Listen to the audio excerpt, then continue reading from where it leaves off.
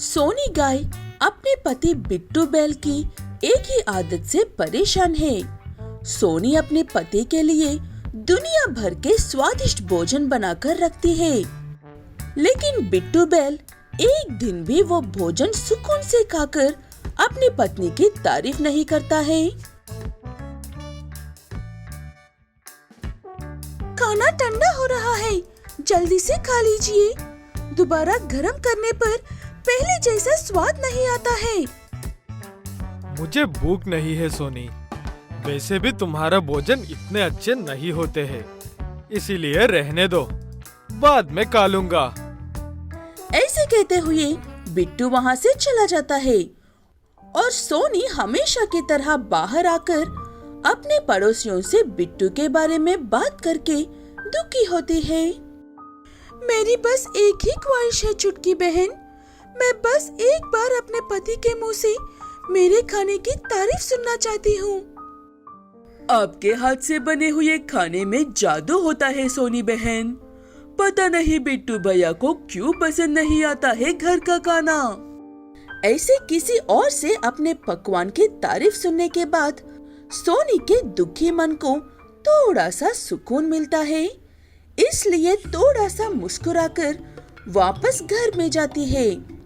ऐसे ही एक दिन बिट्टू बैल के घर एक मेहमान मिलने के लिए आता है, इसलिए बिट्टू, सोनी और मेहमान एक साथ खाने के लिए बैठते हैं। वो मेहमान खाना शुरू होने से लेकर खत्म होने तक सोनी के खाने की तारीफ करता ही रहता है।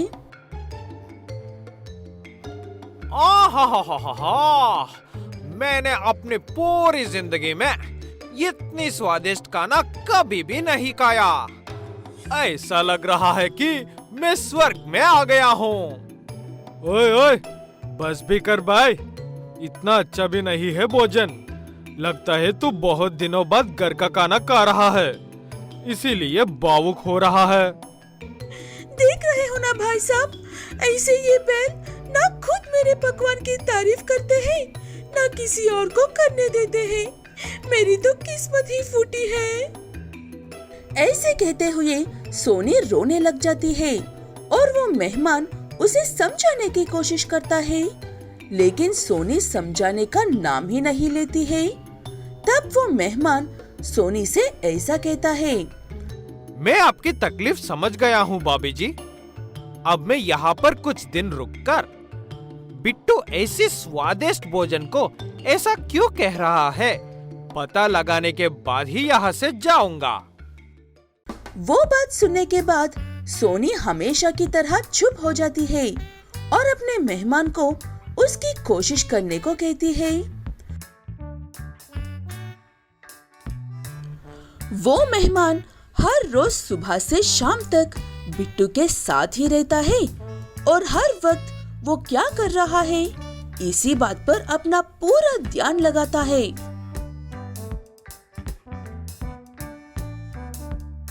4 दिन हो गए हैं, लेकिन आपने अभी तक कुछ भी नहीं किया है या कहाँ है?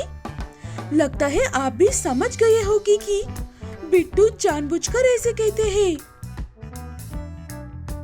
ऐसे बात नहीं है भाभी जी, बिट्टू जानबूझकर ऐसा नहीं कहता है, उसके पीछे बहुत अजीब सी वजह है। ऐसे कहते हुए मेहमान कहता है कि बिट्टू बाहर का खाना बहुत खाता है, इसलिए हमेशा उसका पेट भरा हुआ होने की वजह से उसे घर के खाने में स्वाद नजर नहीं आता है। वो बात सुनने के बाद सोनी को लगता है कि इतने बकवास कारण की वजह से बिट्टू इतने दिनों से उसके खाने को ऐसा कह रहा है। उस बेवकूफ बैल की बेवकूफ हरकत के लिए मैं बिना वजह इतने दिनों से परेशान हो रही हूँ। अब बस बहुत हुआ। भाई साहब, आप बस मेरी एक मदद कर दीजिए। ऐसे कहते हुए सोनी अपने मेहमान को गांव के सभी छोटे और बड़े होटल वालों को आज एक दिन बिट्टू बैल को खाने की कोई भी चीज बेचने से मना करने को कहती है। ठीक है कहकर वो मेहमान ऐसे ही करता है। बिट्टू बैल सारे गांव में घूम घूम कर बहुत तेज भूख के साथ वापस घर लौट कर आता है और अपनी पत्नी के हाथ से बने भोजन को खाकर ऐसे कहता है।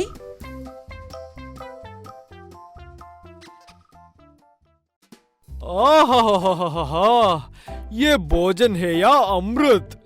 ऐसा भोजन मैंने आज से पहले कभी भी नहीं खाया। अपने पति के मुंह से ऐसी तारीफ सुनकर सोनी खुशी से फूली नहीं समा रही थी।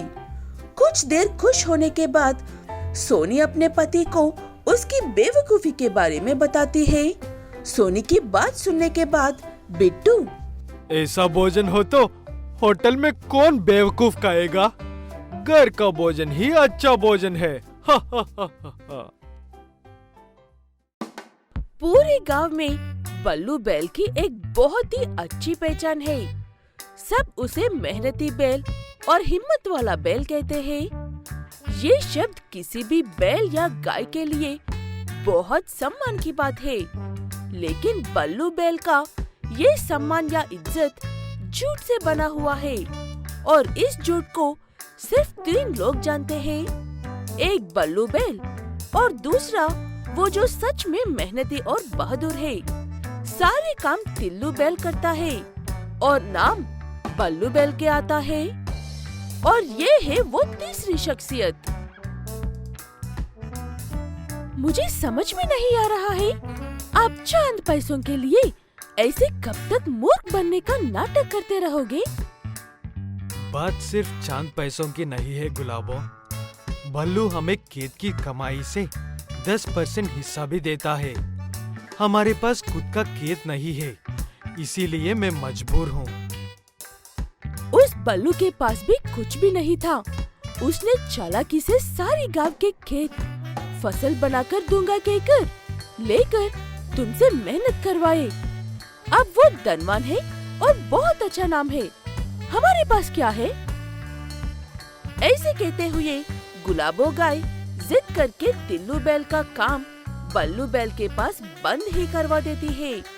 इस फैसला की वजह से बल्लू बैल और टिल्लू बैल दोनों मुसीबत में पड़ जाते हैं। वो इसलिए क्योंकि बल्लू बैल का जितना अच्छा नाम था, बल्लू बैल की ही वजह से टिल्लू बैल का उतना ही बुरा नाम था।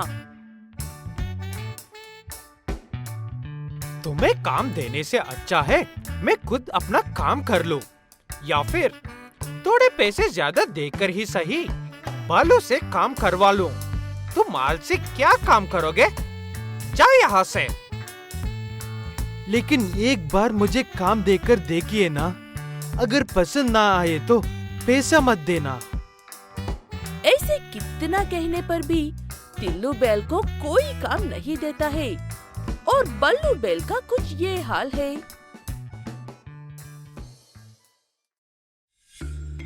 मैं अपने दूसरे खेत में काम कर रहा हूँ, इसीलिए ये खेत आपको दे रहा हूँ। वैसे भी तो ये काम आपके लिए आधे दिन का भी नहीं है। मेरी बात समझो दोस्त, मैं तुम्हारा काम नहीं ले सकता हूँ। मेरे सर पर पहले से ही 50 खेतों का काम है। ऐसे कितना मनाने पर भी वो बैल अपने खेत का काम बल्लू बैल को ही देकर जाता है। अपनी इज्जत बचाने के लिए बल्लू बैल खुद ही जिंदगी में पहली बार मेहनत करने के लिए घर से बाहर निकलता है। तभी उसका सामना टिल्लू बैल से होता है।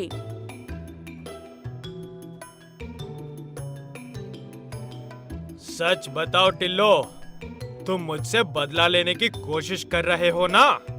याद रखना, अगर यही तुम्हारा इरादा है तो अंत बुरा होगा। मेरा ऐसा कोई इरादा नहीं है। मैं बस खुद का तरह जीना चाहता हूँ। मैं जो हूँ वैसा, ना कि लोग मुझे जैसे समझते हैं वैसा। इससे तुम्हारा मेरा कोई लेना देना नहीं है।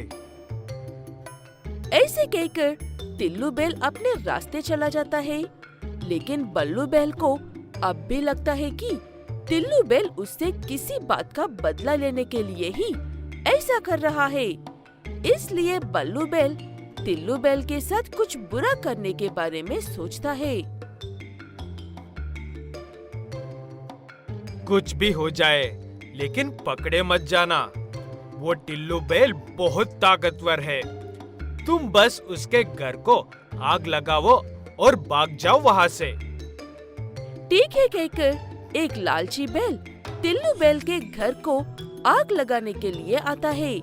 तभी उसे ऐसा करते हुए एक बैल देख लेता है और पकड़कर सबके सामने लेकर आता है। भले ही हम में से कोई भी टिल्लू बैल को पसंद नहीं करते हैं, लेकिन उसके घर को आग लगा देना ये बहुत बड़ा जुर्म है। अगर कोई भी ना देखता तो टिल्लू और उसकी पत्नी की जान भी जा सकती थी। ऐसे कहकर सारे गांव वाले एक ही आवाज बनकर बात करने पर वो लालची बैल डर जाता है और बता देता है कि उसने ये सब बल्लू बैल के कहने पर ही किया है और उसने इससे पहले भी बहुत बार बल्लू बैल के कहने पर बहुत गलत काम किए हैं। ये बात भी मान लेता है। सभी बैल और गाय मिलकर बल्लू बैल की खूब पिटाई करने पर बल्लू बैल सारी सच्चाई बता देता है, कैसे वो टिल्लू बैल से मेहनत करवाकर खुद मेहनती और बहादुर बैल का नाम लिए घूम रहा है। सच्चाई पता चलने के बाद सभी लोग टिल्लू बैल से माफी मांगते हैं और गांव के बीच में उसकी एक मूर्ति बनवाकर बल्लू बैल को हर रोज उस मूर्ति को साफ करने का काम देते हैं।